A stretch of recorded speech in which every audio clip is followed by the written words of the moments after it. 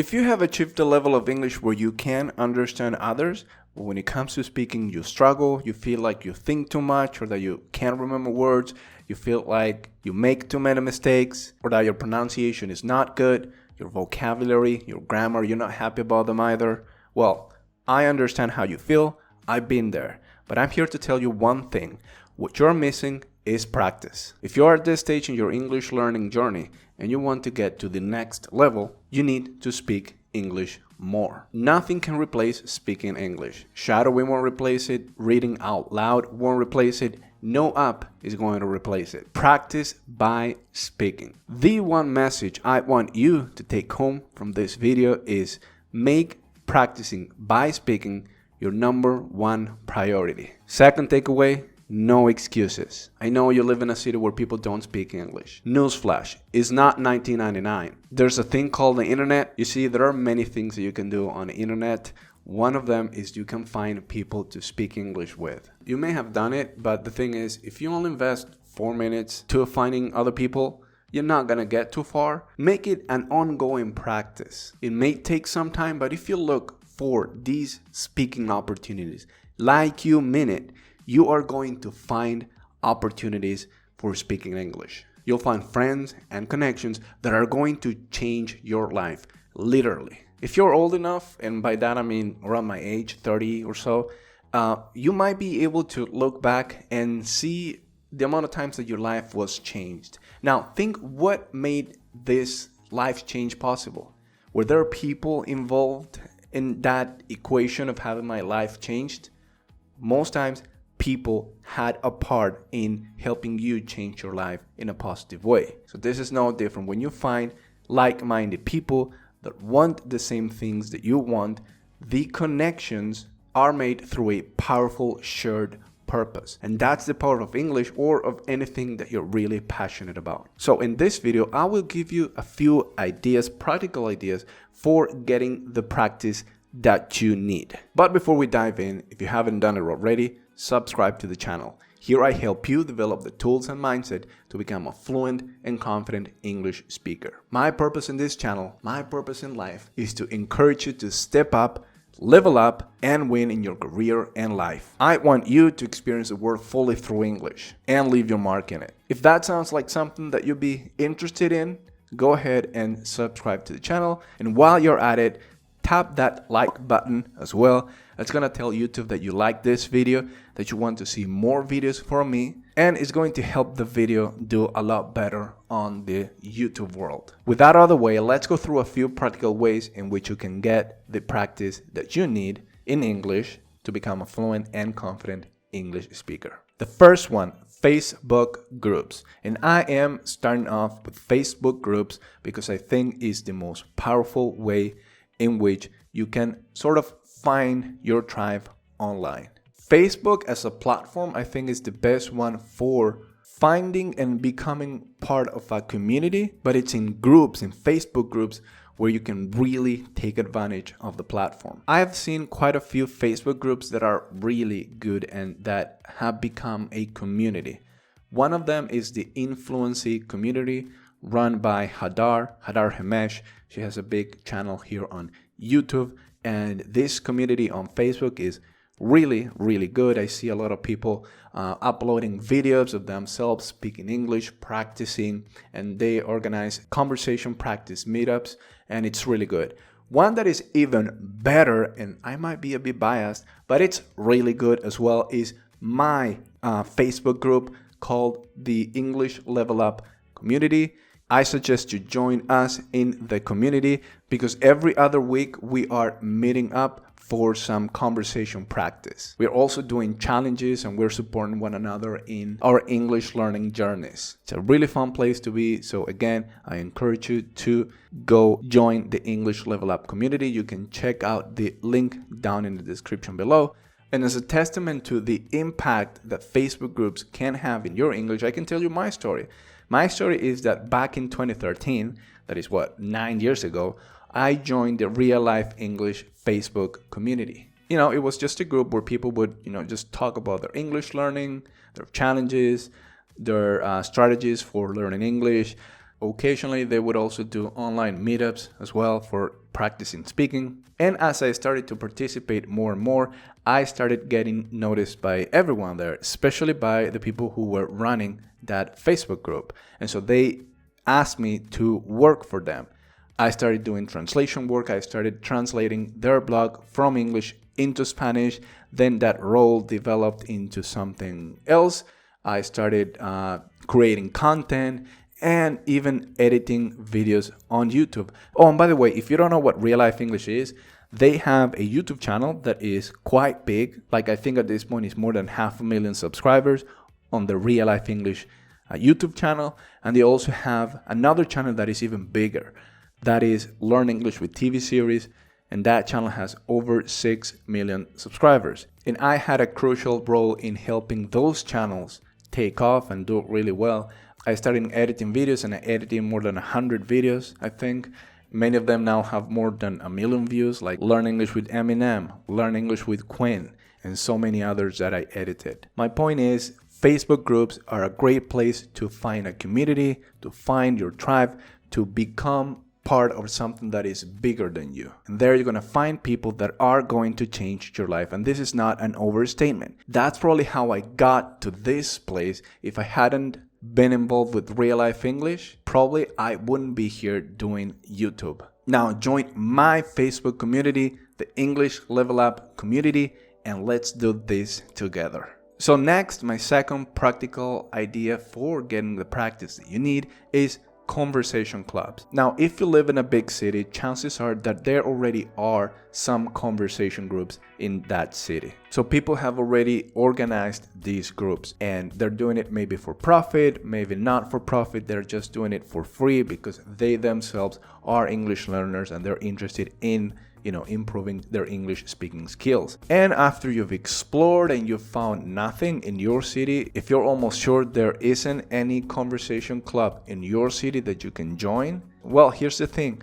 You go and take initiative and do it. If you live in a city that has over 1,000 inhabitants, chances are, and I'm sure, that you are going to find like-minded people that are also wanting and have a desire to improve their English. Even if it's just a conversation club of 2 people, you and someone else, in that case it wouldn't be a group, it would just be someone that you can practice your English with, that makes it worthwhile. And how do you find these people? Well, again, take advantage of Facebook. Figure out where people that speak English might be hanging out on your city, like on the online space on Facebook. A good place where you can find these people is in the Facebook group of the university's English department in your city, in your hometown. People that are learning English or that are, being trained to become English teachers or maybe translators, they are also learning English and they're also thirsty for practice. And I know this because I've been there. I know what it's like to study English and realize that all you're doing is studying English, learning English, but you're not really practicing it. So that's what happened to me, and you can find more about that in my video of my timeline of English. I talked at length about my story, my journey learning English, my challenges, my frustrations. I talked at length about that there, so I recommend, if you haven't watched it already, check it out. It's going to be linked up here and down in the description below. But when I realized that I was not getting the practice that I needed, I took initiative and I set up this conversation club. I recruited people. I went on the Facebook group of the University English department in my city, and I basically asked people, hey, anyone wanting to practice their English, just say I'm in the comments and I'll send you a link, or I'll reach out to you and give you the details. So that's what I did, and this conversation club started in late 2012. It went on for a couple of months until early 2013, and that's when I actually became fluent. I had already absorbed so much information, but I was not really putting into practice. Everything was input, there was no output.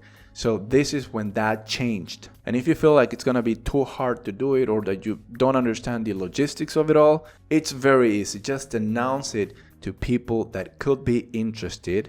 And again, go into the Facebook group of the University English department in your city, that's a great place to start. Then you decide on a time and a place, and then you get together, and all you need for that moment where you're actually together with the people is maybe a list of 10 questions. I used to have 50 questions, but it's really easy. You can just Google questions for conversation, and you're gonna get a huge list of questions for conversation. And so I'm gonna just pick someone at random. I'm gonna say, hey, Maria, you start. Read question number 8. Maria is gonna read question number 8, and that's gonna create conversation in the group. And then Maria is gonna pass that sheet along to someone else, and then I'm gonna pick a random number. I'm gonna say 32. That person is gonna read question number 32. Then we're all going to talk about that question. So these are thought-provoking questions. People are going to debate, people are going to exchange ideas. It's going to be very fun and very conversational. So that's how I did it. And I took this initiative to Peru as well. When I went to Peru and I made friends there, we started going out at night, we started having fun. Even people started dating each other in that group that I organized. And I mean for real, this is back in 2013, and 2 people in that group got together and started dating. And up until today, 9 years later, they're still together. And fun fact, they've just announced that they're gonna have a baby. Again, my point being is that these things, when you get together with people that are like-minded, people create really strong bonds and long-lasting relationships, friendships. And these are life-changing relationships and events. So again, join these groups where people share your interests and your passions. And if these groups don't exist where you live, you become the initiator. You take initiative and you recruit people. Next idea, and I already mentioned it because it kind of like overlapped with what I was talking about before, but this is join the Facebook group of your local university English department. And this is so that you can recruit people to your conversation club, or just so that you are in touch with what they're doing and if they organized any activity that relates practicing English. Maybe it's not conversation groups, maybe it's something else. Maybe there's gonna be like a play in English that you can attend, a conference that you can go to. So when you join a group like this, you're gonna start kind of like getting yourself immersed in this environment with people that are doing things that are in the same frequency of what you want. So it's very powerful to do that. Next idea, and this is also a big one, which is, I don't know if you've ever heard of this website, Couchsurfing. So if you don't know what Couchsurfing is, if you're on Couchsurfing when you travel, you can be hosted by another person, meaning you don't have to pay for a hotel, for a hostel. You can go to someone else's house and they are going to provide you with a bed, a bedroom for free. And the advantage, what they get in return, is they have that experience where they can, exchange cultures, exchange languages with you. And that for a lot of people is very valuable. So that is the main purpose of Couchsurfing. And so you can become available to host tourists and foreigners that are coming into your town, into your city. But that's not it. And I understand if you can't do that, and maybe your house is not available for that. But that's just one idea, one use of Couchsurfing. The other important use of Couchsurfing is that there usually is a discussion board for your city and an events board for your city. In this event board, in this kind of like chat, you're going to see that people are organizing activities, usually in English, for foreigners and for tourists. Many times these activities are actually conversation clubs, and that's a great opportunity for you to join that. So tourists and foreigners and backpackers are going to be joining these conversation clubs, and they're eager to actually interact with you as a local of your city. They actually want to be your friend because you can show them around the city. You can talk about the background of the city, things like that. So it's going to be a win-win situation for both of you. You're going to be practicing your English. You're going to be providing them with information about the city, about like things to do and attractions and whatnot. So always be in the lookout for those kind of activities. And sometimes these activities are not just conversation clubs. Maybe sometimes people arrange for like football matches or like doing other activities, maybe horseback riding, things like that. And they're usually done in English. So it's a great place for you to hang out and see what's going on in the city. And again, if nothing is going on, that is a huge opportunity for you to take initiative, okay? You take initiative. So you just go put yourself out there and maybe just write, hey everybody, I'm a local in the city. Anyone from other places, maybe visiting, I can help you. We can do this, we can do that. Maybe we can go and grab some beers. We can do some activities. We can do conversation clubs in English. Many times, these tourists are English learners themselves. So they have the same interest, which is practicing their English. So that is, of course, a great opportunity for you to get to know people and to practice your English. So another thing that I've never actually tried myself, but I think maybe if you try it, you could get some results, is you go to the discussion board for your city on Couchsurfing and you write, I provide translation services for free. The idea being, maybe there are people that are coming into your city. The idea being, maybe there are people that are going to be coming to your city and they just don't speak the language spoken in the city. And you being local, of course, you can help. You can provide your translation, your interpreting services to them. So again, a win-win. What you're going to be doing is you're going to be helping them out. And in exchange, you're going to be getting, the English practice and also getting to know these people from other places. It's a great moment, and I think it's a great win-win situation for all the parties involved. Next idea, look for touristy activities in your city. When I went to Rio de Janeiro a couple of years back, I joined a guided tour. This tour was a lady giving us foreigners a tour around the heart of the city of Rio de Janeiro. She spoke English, and in that group there were people from just all over the world. And I made friends with a guy from Israel and with a girl from Bolivia. And so we were just us three speaking English, exchanging life experiences, talking about our lives. We went out for beers and it was really, really fun. And you can do that as well in your city if people are doing that. If not, I'm going to sound like a broken record. Now, if you live in a small city, again, where there is not a guided tour, why not you go ahead and do it? If you have available time, you have some extra time, you could even turn this into a side hustle, into a business. You could be a tour in your city where you're going to be providing a tour around the city, like something that you can do just by walking. It just have to be like a couple of blocks that you can walk people around and tell them about the history of the place. It would, of course, require you studying up a little bit on the history of your town. And I say business because you could even charge them a small fee for that. But anyway, that's not the purpose of this video. The thing is, you're going to be getting your speaking practice and you're going to be getting to know people and interacting with people from other places that speak English. So that is just guided tours. There might also be some other activities for tourists happening in your city that are in English, that are conducted in English. So look for them. Facebook is a great place to look for them, and also Couchsurfing is a great place that you can learn about these activities. Next is the obvious one, but with a twist. And what I mean by this is travel. Of course, you could travel to the US and to the UK or to Australia, whatever. Of course, you're going to be using your English. The thing is, traveling to those countries is really expensive. But you can still get the benefit of traveling and of using your English if you travel maybe not that far away. So I'm gonna show you the map, right? So I'm gonna show you a map, and these are cities where I've visited, and I used my English in these cities a lot because when you are in these cities, like in Santiago in Chile, or in Peru, maybe in Lima, or in Rio de Janeiro, in Belo Horizonte, Brazil, these cities, they already have a community of people that are open to visitors, people that want to speak English.